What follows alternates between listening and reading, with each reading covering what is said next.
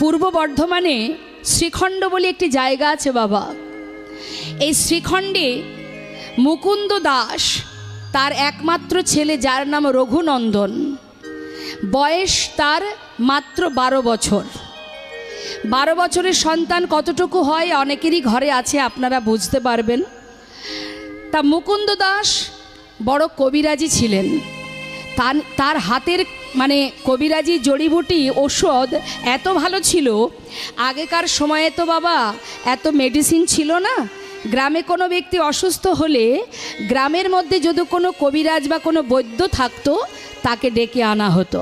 তারা কি করতো, গাছগাছরা দিয়ে, শিকড় দিয়ে, নানাবিধ গাছগাছরা দিয়ে একটা পাচন তৈরি করে সেটা যদি খাওয়াতো রোগ ভালো হয়ে যেত। তা মা কবিরাজিতে এত ভালো তিনি জানতেন। তা গ্রামে একজন, সেই সময়ের কথা বলছি মা, সেই সময়ে নবদ্বীপের যে রাজা ছিলেন নবাব হোসেন, সেই নবাব হোসেন তিনি শারীরিক ব্যাধি সারিয়েছিলেন চুরি করে লুকিয়ে ওই মুকুন্দ দাসের কাছে গিয়ে। হ্যাঁ, তা সেই মুকুন্দ দাস, গ্রামে একটা ব্যক্তি অসুস্থ, সেখানে তাকে যেতে হবে। এদিকে ঘরে আছে তার ছোট্ট সুন্দর গোপীনাথ বিগ্রহ, গোপীনাথের সেবা তাকে দিতে হবে। তাই মুকুন্দ দাস বড় চিন্তায় যে আমি একা মানুষ কোন দিকে যাব। শুনুন একটু মন দিয়ে এই কথাটা, তাতে আপনাদেরই লাভ। হ্যাঁ, ভক্তি কাকে বলে দেখুন মা। এবার ছোট্ট ছেলে, 12 বছরের ছেলে এসে বলছে, বাবা বাবা তুমি কি চিন্তা করছো? মুখে হাত দিয়ে ভাবছে। তা জিজ্ঞাসা করছে, কি হয়েছে তোমার, এত চিন্তা কিসের? মুকুন্দ দাস বলছে, তুই বুঝবি না। কেন বুঝবো না? তুমি আমাকে বলো কি হয়েছে, তোমার কি চিন্তা? তখন মুকুন্দ দাস বলছে, শোন, গ্রামে একজন অসুস্থ, সেখানে আমাকে যেতে হবে।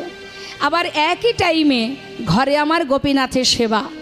একা মানুষ, আমি কোন দিকে যাব এটাই আমি ভাবছি। ছোট্ট ছেলেটি বললেন, বাবা তুমি এক কাজ করো, গ্রামে যিনি অসুস্থ তুমি তার কাছে যাও, আর ঘরে গোপীনাথের সেবা ওটা আমি দিয়ে দেব।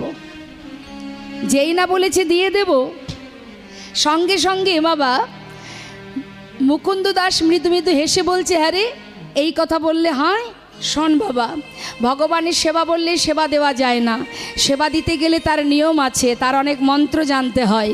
ছোট্ট ছেলেটি বললেন, বাবা আমি না হয় তোমার মতো মন্ত্র জানি না, কিন্তু যদি ওকে ভালোবেসে খাওয়াই।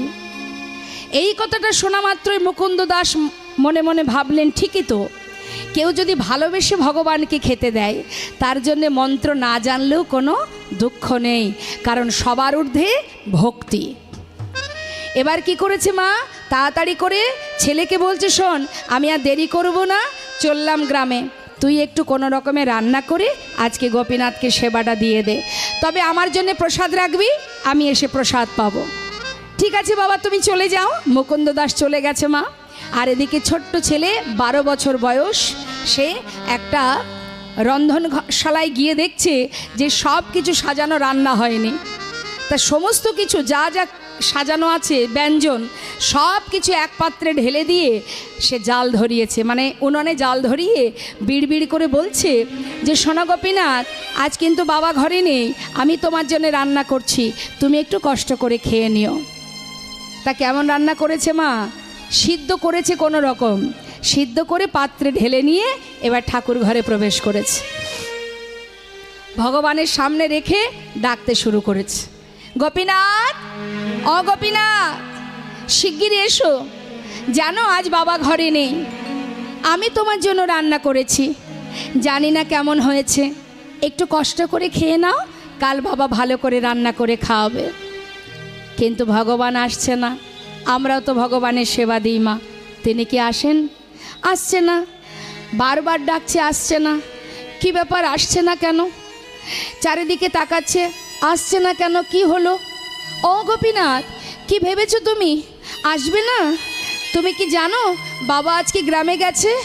আমি বাবাকে কথা দিয়েছি তোমাকে খাওয়াবো, তুমি আর দাঁড়িয়ে থেকো না, তাড়াতাড়ি এসো। তার মানে মা, ওই 12 বছরের ছেলে একটা কথা জানে যে আমি যেমন বাবার সন্তান, ও আমার বাবার সন্তান। সে কিন্তু জানে না যে এই গোপীনাথ এটা ভগবান কি এটা পাথরের বিগ্রহ এটাও জানে না। যার যেমন ভাব তার তেমনই লাভ। সে জানে আমি যেমন বাবার সন্তান, ও আমার বাবার সন্তান, তাহলে ও কেন আসবে না, ও কেন খাবে না? বাবা আসেনি বলে তার আবার একটু একটু করে রাগ হচ্ছে মা। আর কখনো কাতর সুরে ডাকছে, কখনো রেগে রেগে ডাকছে, কিন্তু ভগবান পাথরের মধ্যে বসে বসে ভক্তের সেই ভালোবাসা, মনে এত আনন্দিত, প্রভু এত খুশি যে ভক্ত ভক্তি ভরে আমায় ডাকছে। কিন্তু আমি যাব কি করে? আমি তো কোনোদিন যাইনি, আজ আমি কি করে যাব? মন চাইছে কিন্তু প্রভু আসছে না। এদিকে ছোট্ট ছেলেটি বারবার বলছে তুমি আসবে না, এত করে ডাকছে তুমি শুনতে পাচ্ছ না? দাঁড়াও। ঘর থেকে বাইরে বেরিয়ে খুঁজে খুঁজে একটা লাঠি জোগাড় করেছে বাবা। লাঠিটা নিয়ে এসে ভগবানের সামনে ধরে বলছে দেখো গোপীনাথ, আমি যখন না খাই বাবা আমাকে লাঠি দিয়ে মেরে মেরে খাওয়ায়, যদি ভালো চাও চলে এসো, তা না হলে এই লাঠি দিয়ে না আমি তোমাকে মেরে মেরে নিয়ে আসবো। যেই না বলেছে মা, প্রভু আর থাকতে পারছে না পাথরের মধ্যে, চঞ্চল হয়ে গেছেন প্রভু। যে ভক্ত আমার জন্য লাঠি নিয়ে এসেছে, লাঠির ভয় দেখাচ্ছে, আমি তো আর থাকতে পারছি না, আমায় যেতে হবে। বিগ্রহ থেকে সচল মূর্তি ধারণ করে সামনে এসে বসেছে। ছোট্ট রঘুনন্দন ভাবছে দেখেছো, যেই না আমি লাঠির ভয় দেখিয়েছি ভয় পেয়ে চলে এসেছে। খেয়ে নাও, বাবা ঘরে নেই, আমি রান্না করেছি, খেয়ে নাও। একটুখানি যেই না মুখে দিয়েছে মা, জিজ্ঞাসা করছে কেমন হয়েছে গো, ভালো হয়নি তাই না গোপীনাথ? ভগবানের চোখের জলে বুক ভাসিয়ে কাঁদছে বাবা। কেন জানেন? সে চিন্তা করছে ভক্ত, আমি তোমাকে বলে বোঝাতে পারবো না যে আজকের এই রান্নার মধ্যে কতটা স্বাদ, এটা যে কতটা শান্তির, কতটা তৃপ্তির, কতটা আনন্দের, আমি বলে বোঝাতে পারবো না। খুব ভালো হয়েছে, খুব সুন্দর হয়েছে, বেশ তাহলে খেয়ে নাও। ভগবান একটু একটু করে সেবা করতে করতে মা বহুদিন পর ভক্তের হাতে রান্না পেয়েছে, তো কারোর কথা তার আর মনে নেই। সে মনের সুখে সেবা করে যাচ্ছে। সেবা করতে করতে হঠাৎ রঘুনন্দন দেখছে যে পাত্রে সবই শেষ, সর্বনাশ, এখনো বাবা খায়নি, আমি খাইনি। ছুটে গিয়ে হাতটা চেপে ধরেছে গোপীনাথ, হাতটা চেপে ধরে বলছে তুমি কি গো, আগে তো আসছিলে না, এসেছো বেশ, খাচ্ছ খাও, তাই বলে সব খাবে? ওঠো বলছি, এক্ষুনি উঠে যাও। ভগবান বলছে জানো ভক্ত, বহুদিন পর তোমার হাতে রান্না পেয়ে না আজ আর আমার কারোর কথা মনে ছিল না। আচ্ছা ঠিক আছে, আমার হাতে যেটুকু আছে এটুকু আমি তোমার জন্য রেখে গেলাম, তুমি খেয়ে নিও। বেশি তো ছিল না মা, যেটুকু ছিল, ভগবান তো চলে গেলেন বিগ্রহে, আর যেটুকু ছিল সে নিজে সেবা করে পাত্র ধুয়ে তুলে রেখেছে। আর এদিকে যথাসময় মুকুন্দ দাস গ্রামের কাজ সেরে ঘরে ফিরেছে। কিরে রঘুনন্দন, বাবা সেবাটা দিয়েছিস? হ্যাঁ, যাক আমার বড় কাজটা তুই করেছিস। জানিস বাবা খুব খিদে পেয়েছে, যা দেখি একটু প্রসাদ নিয়ে আয়। জানো বাবা আজ আর প্রসাদ নেই। কেন নেই? কি করে থাকবে, তোমার গোপীনাথই তো সব খেয়ে নিচ্ছিল, ভাগ্যে সাতটা ধরেছিলাম, আমার জন্য একটুখানি রেখেছিল, সেটা আমি খেয়ে নিয়েছি।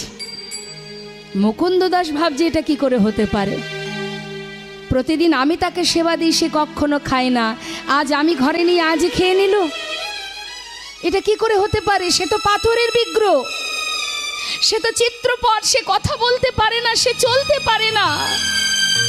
আগেই বলেছি মা, যার যেমন মনোভাব তার ঠিক তেমনই লাভ। সে জানে পাথর, সে জানে চিত্রপট, আর সন্তান জানে সে আমারই মতো বাবার সন্তান। তাই সে দেখা পেল, বাবা পেল না। মুকুন্দ দাস মনে মনে ভাবছেন, আমার ছেলে এত বড় মিথ্যা কথা বলতে শিখেছে, বিক্রির নামে দোষ দিচ্ছে। আমি তো ছেলেকে হাতে নাতে ধরবই। তাই তিনি বুদ্ধি করে ছেলেকে হাতে নাতে ধরবে বলে পরের দিন সকালবেলা ছেলেকে বলছে, শোন, তুই ভালো সেবা দিতে শিখেছিস, আজও আমাকে গ্রামে যেতে হবে। তুই আজকে রান্না করতে হবে না, গোপীনাথের জন্য নাড়ু তৈরি করা আছে, নাড়ুটা ভোগ দিয়ে দিস। আমি চললাম। ছোট্ট ছেলে বললেন, ঠিক আছে বাবা, চলে যাও। বাবা কিন্তু কোথাও যায়নি মা, সে মন্দিরের পিছনে দেয়ালে কান পেতে আছে। কেন? আমার ছেলে যখন মন্দিরে যাবে সেখানে আর কেউ আসে কি না সেটা শোনার জন্য। আর ছোট্ট ছেলে সরল সুবুদ্ধি মন গোপীনাথের জন্য নাড়ু পাত্রে নিয়ে মন্দিরে ঢুকেছে। মন্দিরে ঢুকে সাউন্ডটা একটু বাড়ান, মনিটরে সাউন্ডটা বাড়ান। মন্দিরে ঢুকে পাত্রটা রেখে ডাকছে, গোপীনাথ, ও গোপীনাথ, শোনো, কাল এসেছিলাম না, আজও এসেছি, আজ কিন্তু আর ডাকতে পারবো না, তাড়াতাড়ি এসো, বাবা ঘরে নেই গো, তোমার জন্য নাড়ু এনেছি, তুমি নাকি নাড়ু খেতে ভালোবাসো, বাবা তোমার জন্য নাড়ু পাঠিয়েছে, শিগগিরই চলে এসো। চিনতে পারছো? ওই যে কাল এসেছিলাম। ভগবান দেরি না করে মা এক ডাকে সেই পাথর থেকে সচল মূর্তি ধারণ করে পাতাসনে এসে বসেছে। আর শুধু একটা কথা বললেন, ভক্ত, কেউ যদি ডাকার মতো আমাকে একবার ডাকে, আর সেই ডাক যদি আমার কানে একবার পৌঁছে যায়, কোনোদিন যদি আমার ভক্ত ভুলেও যায়, আমি সেই ভক্তকে আর কখনো ভুলি না। তোমায় ডাকতে হবে না, এই দেখো আমি চলে এসেছি। নাড়ু নিয়ে এসেছো? কে করেছে? আমার বাবা। মনে মনে প্রভু কাঁদছেন আর বলছেন, বাবাই করুক আর যেই করুক, ভক্তের হাতের ছোঁয়া তো লেগে আছে।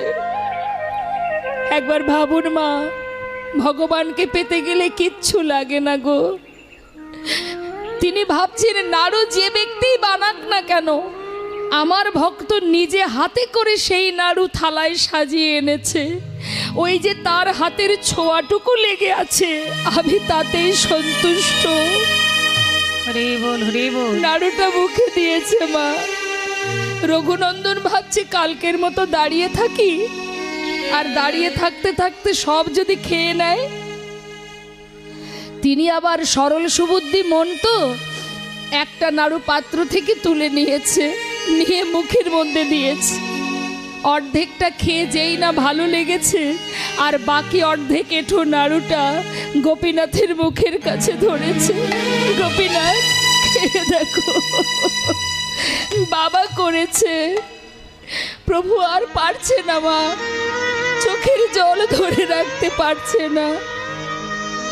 তিনি কাঁদছেন, আর তার চোখে জল দেখে রঘুনন্দন জিজ্ঞাসা করছে, গোপীনাথ, আমার এঁঠো নাড়ু দিয়েছি বলে তুমি কাঁদছো? আসলে জানো, আমার ভালো লেগেছে বলে তাই তোমায় দিচ্ছিলাম, আর দেব না। তুমি কেঁদো না, আমি আর দেব না তোমায়। প্রভু বললেন, ভক্ত,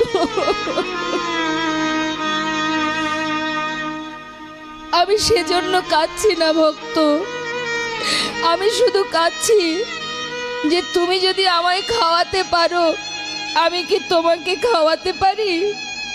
ঠিক, বেশ, তাহলে তুমি আমাকে খাওয়াও, আমি তোমাকে খাওয়াই। ভক্ত তার প্রসাদী নাড়ু দিচ্ছে ভগবান, আহা, এঁঠো নাড়ু দিচ্ছে ভগবানের বদনে, আর ভগবান তার নিজের প্রসাদী নাড়ু দিচ্ছে ভক্তের বদনে। ভক্ত ভগবানের মধুর মিলন, মধুর ভালোবাসা।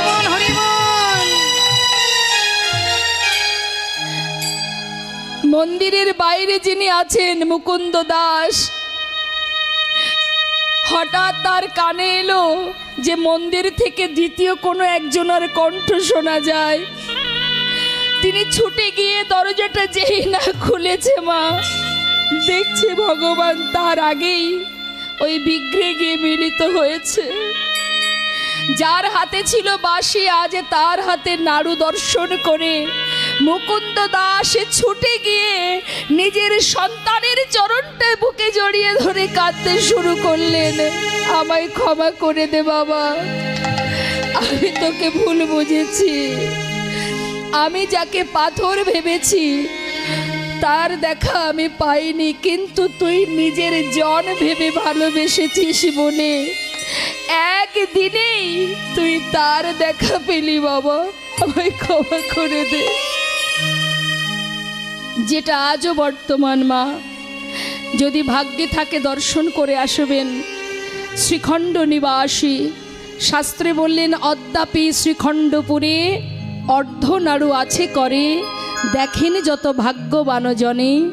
শ্রী রঘুনন্দনে যে অভিন্ন মদন সে, উদ্ধব দাস রসভনে। তাই ডাকার মতো শুধু একবার ডাকো, যে ডাকার পিছনে কোনো হৃদয়ে কামনা বাসনা থাকবে না। পবিত্র হৃদয় দিয়ে শাস্ত্রে বললেন, গৌরাঙ্গ বলিতে হবে পুলক শরীর, হরি হরি বদনে নয়নে বহেনীর। গুরুচরণ সার করো আর ভগবানকে জানাও দয়াময়, পেয়েছিলাম মানব জনম, হরি বলবার জন্য বদন পেয়েছি, পারলাম না প্রভু। দেখতে দেখতে গোনা দিন চলে গেল, তোমাকে ভালোবাসতে পারলাম না।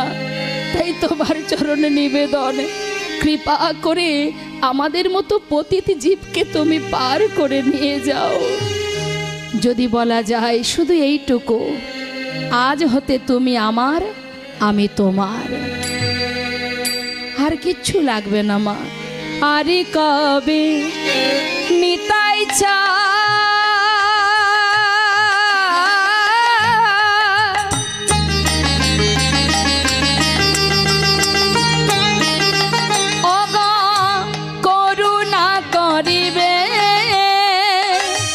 সংসার বাসনায় আমার কবে তুচ্ছ হবে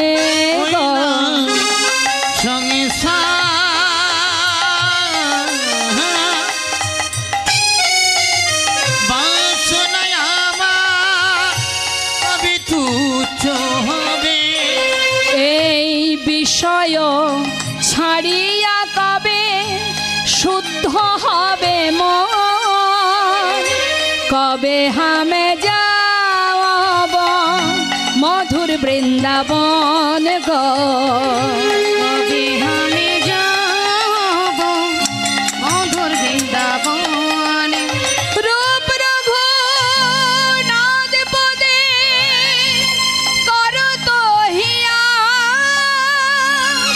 সেবার অভিলাষ মাগে ঠাকুর নরোত্তম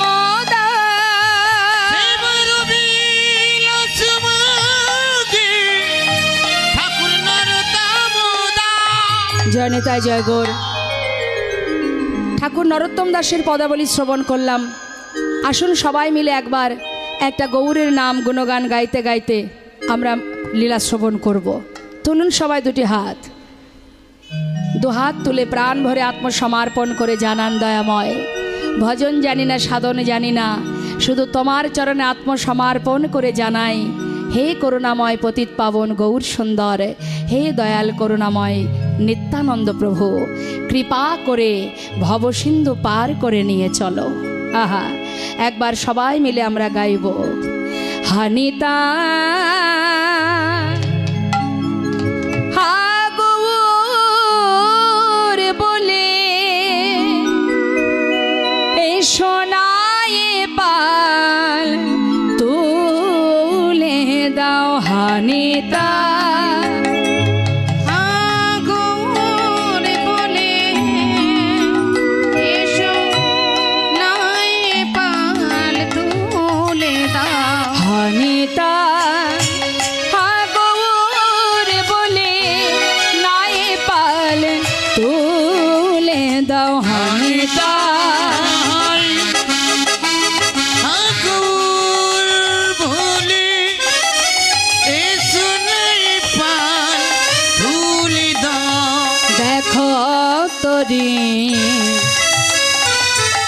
কোথা যা ব্রজনা নদিয়া ওই না দেখো দেখো তুঝি আজ কোথা যায় এই বুঝনা নদিয়া হনিতা হাগর বলে নাই পাল তুলে দাও হনিতা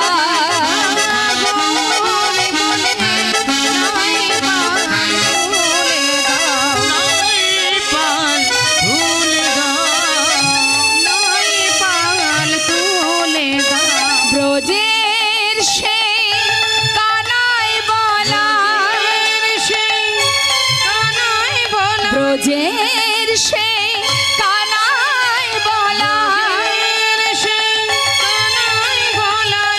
গৌর নিতাই নদিয়া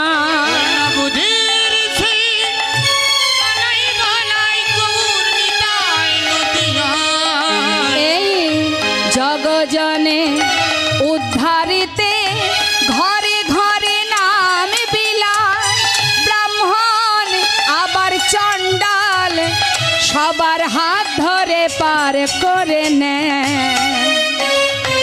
সোনারে নদিয়া সোনারে নদিয়া সোনারে নদিয়া তাই গৌর হরি বল।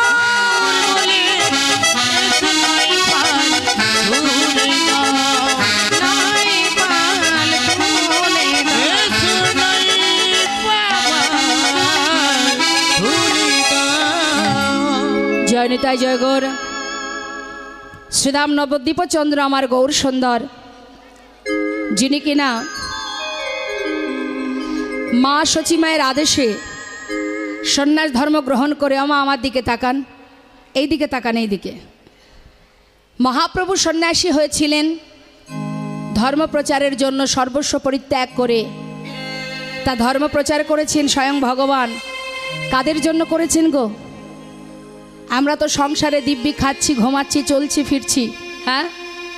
আর করুণাময় গৌর সুন্দর নিজের সর্বস্ব পরিত্যাগ করে জীবের কল্যাণের জন্য সারা তীর্থ ভ্রমণ করেছেন।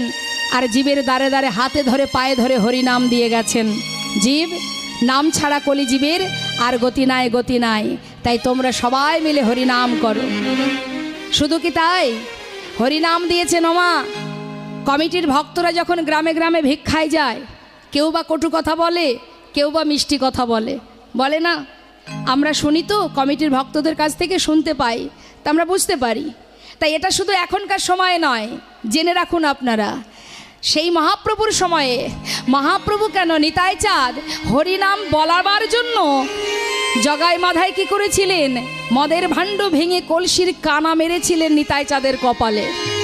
রক্ত ঝরে পড়ছে, তথাপিও প্রভু নিত্যানন্দ বলে উঠলেন, মেরেছিস কলসির কানা, তাই বলে কি নাম দেব না? নিতাই গৌর হরি বল। তা শুধুমাত্র এখনকার মানুষের নয়, মহাপ্রভুর সময়েও কত আঘাত, কত যন্ত্রণা, কত কষ্ট সইতে হয়েছে মহাপ্রভুকে ওই নবদ্বীপের মাঝে হরিনাম করতেন বলে।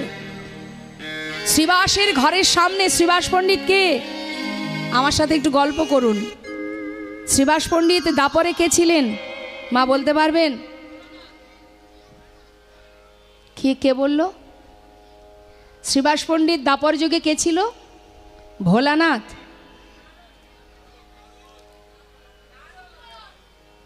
দেবর্ষি নারদ। তামা তিন যুগে দেবর্ষি নারদ ছিল, আর এই কলিতে সেই দেবর্ষি নারদ হলেন শ্রীবাস পণ্ডিত।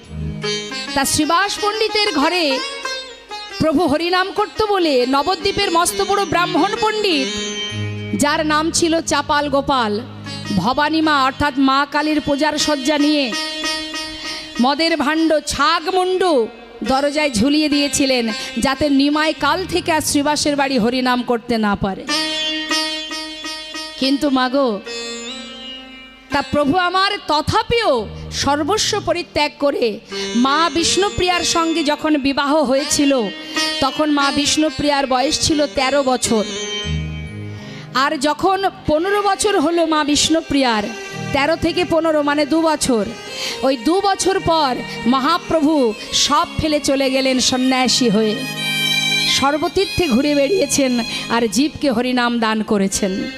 দাদা নিত্যানন্দ প্রভুকে বলছে, দাদা জীব যদি হরিনাম নেয় তুমি দেবে, যদি কেউ না নেয় তবু তুমি দেবে, তাও যদি না নেয় তার হাতে ধরে হরিনাম দেবে, তাও যদি না নেয় তার পায়ে পড়ে হরিনাম দেবে, তাও যদি না নেয় ধুলায় গড়াগড়ি দিয়ে নিজে হরিবোল বলবেন, তাই গৌর হরিবোল। তাহলে মহাপ্রভু আমাদের জন্য কত কষ্ট করেছে ভাবুন মা। শুধু কি মহাপ্রভু, মা বিষ্ণুপ্রিয়ার কথা একবার ভাবুন। মাত্র 2 বছর প্রভুকে পেয়েছিলেন নিজের কাছে, আর 2 বছর পর থেকে জীবন যতদিন বেঁচে ছিল ততদিন কোনো দিন প্রভু কোথায় আছে কেমন আছে সে খবর তিনি পাননি। কিন্তু 4 দেওয়ালের মধ্যে নিজেকে বেঁধে রেখে সর্বক্ষণ ওই দারু বিগ্রহ, কাষ্ঠ বিগ্রহ গৌরহরির সেই দারু বিগ্রহ সেবা দিতেন, আর সারা দিন নিজেকে আবদ্ধ করে রেখে ওই গৌর গৌর গৌর গৌর জপ করতেন। ভজন অত সহজ মা? হ্যাঁ, আমরা একটুখানি ভগবানকে সেবা দিলেই মনে করি আমরা বড় ভক্ত। কত অহংকার আমাদের। বৈষ্ণবের মধ্যে এটা থাকলে হবে না, সবার আগে দীনতা রাখো। তাই আজ মহাপ্রভু সন্ন্যাসী হয়ে মায়ের আদেশে তিনি চলে গিয়েছিলেন নীলাচলে। মন দিয়ে শুনবেন, নীলাচল মানে পুরীধাম। পুরীধামে গেছে মা। মহাপ্রভু পুরীধামে গিয়ে প্রতিদিন প্রভাতকালে জগন্নাথ দর্শন করতেন। জগন্নাথ মন্দিরের সামনে একটা গরুর স্তম্ভ আছে, যেটাকে জড়িয়ে ধরলে ওই সোজা জগন্নাথকে দেখা যায়। তা মহাপ্রভু প্রতিদিন ভক্তগণকে নিয়ে জগন্নাথ দর্শন করতেন ওই জগন্নাথ মন্দিরের সামনে, অর্থাৎ ভিতরে এক জগন্নাথ, বাইরে আর এক জগন্নাথ। হ্যাঁ, এদিকে কি হলো বাবা? সবাইকে নিয়ে প্রভু আমার নাম করছে, ভক্তগণকে নিয়ে বলছে, ভক্ত সবাই মিলে প্রভাতকালে আমার সঙ্গে বলো। কি বলবো দয়াময়? প্রভাত সমা